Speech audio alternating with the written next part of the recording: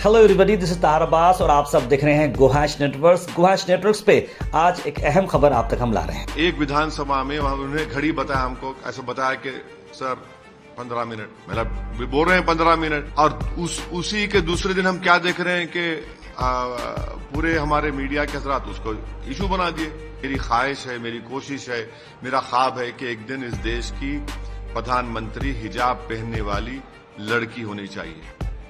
अगर ये मैं बोल रहा हूं तो इसमें कौन सा गुनाह है? क्या हम ख्वाब नहीं देख सकते? क्या हम उस ख्वाब को पूरा करने की कोशिश नहीं कर सकते?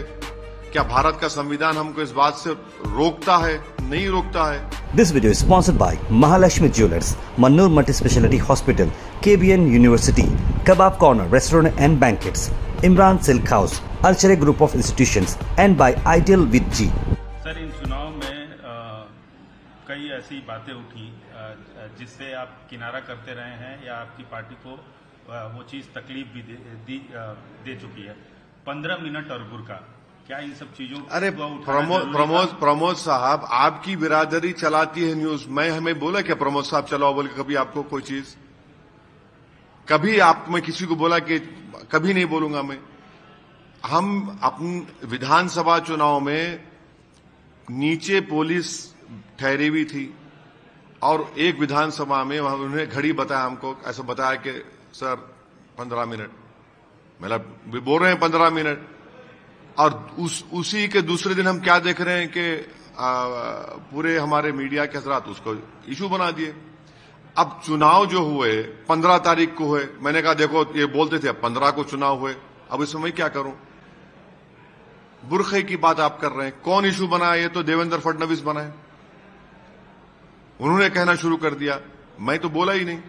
हां, मैं शुरू से इस बात को कह रहा हूं, पिछले 2 साल से कह रहा हूं कि मेरी ख्वाहिश है, मेरी कोशिश है, मेरा ख्वाब है कि एक दिन इस देश की प्रधानमंत्री हिजाब पहनने वाली लड़की होनी चाहिए।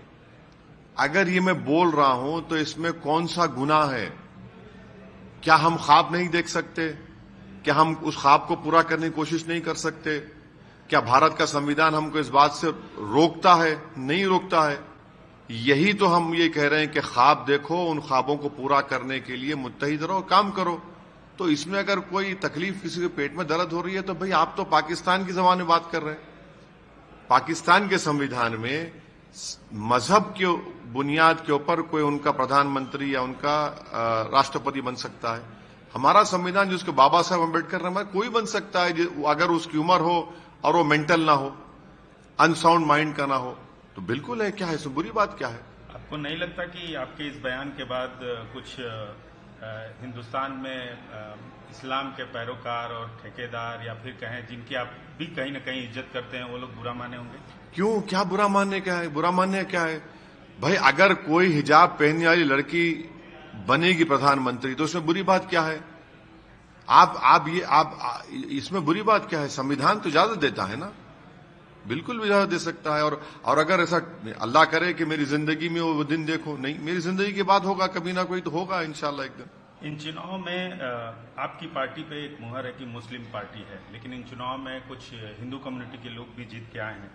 तो क्या अब ये लगता है कि ये समय आ गया है कि लोग MIM को मुस्लिमों की पार्टी न समझ के? प्रमोद साहब, अगर कोई मजहब का चश्मा लगाकर MIM पार्टी को देख रहा है तो बहुत बड़ी गलती कर रहे हैं। आपकी पार्टी के नाम में सर नहीं, नाम देखिए, नाम तो एक पार्टी का नाम जनसंघ भी था, एक पार्टी का नाम अभी शिवसेना है, एक पार्टी का नाम तेलुगु देशम है, एक पार्टी का नाम अकाली दल है, कई पार्टी के नाम है। हम जिस जगह पर बैठकर इंटरव्यू कर रहे हैं प्रमोद साहब, आपको 40 मिनट इंतजार करना पड़ा यहां पर। क्यों? क्योंकि बाहर आवाम आई हुई थी, जनता हमसे काम करा रही थी। आप देख सकते वहां पर, अगर वहां पर 300 लोग खड़े हुए हैं तो कम से कम 100 से ज्यादा तो हमारे हिंदू भाई बहन खड़े हुए हैं। तो काम करना है सबका काम कर रहे हैं। अच्छा, एक सवाल जो अक्सर आपसे पूछा जाता है और आप सही से जवाब नहीं देते, जो दीगर पार्टियों में, दूसरी पार्टियों में जो मुस्लिम लीडर है, उनसे आपको क्या तकलीफ है? कोई तकलीफ नहीं है मेरे को, बिल्कुल नहीं है तकलीफ। क्यों तकलीफ होगी? आपको नहीं, उनको क्या तकलीफ है? क्योंकि हमने बहुत सारे अरे भाई देखिए, अगर मेरे पेट में दर्द होगा तो मैं दवा खाऊंगा ना, उनके पेट दर्द तो मैं दवा कहां दूंगा उनको? जिसके पेट में दर्द उसको अजवान का, उनको मेरे से तकलीफ है, मैं क्या कर सकता हूं, मेरे पास उनका इलाज नहीं है। मैं तो उनको बड़े अदब के दायरे में कभी मिले तो उनको सलाम वालेकुम भी बोल देता हूं मैं, वो मुझे कभी बोले वालेकुम सलाम बोल भी देते हैं मुझे, और कभी मुझे उनसे कोई प्रॉब्लम नहीं है। मेरी पार्टी का काम मुझे करना है, मुझे उनसे क्या करना है, पार्टी का काम मुझसे कर रहे हैं। हाँ, चुनाव के दौरान में अगर आप तनकीद करेंगे, क्रिटिसाइज करेंगे तो हम जवाब देंगे। आप झूठ बोलेंगे तो हम सच्चाई को बयान करेंगे।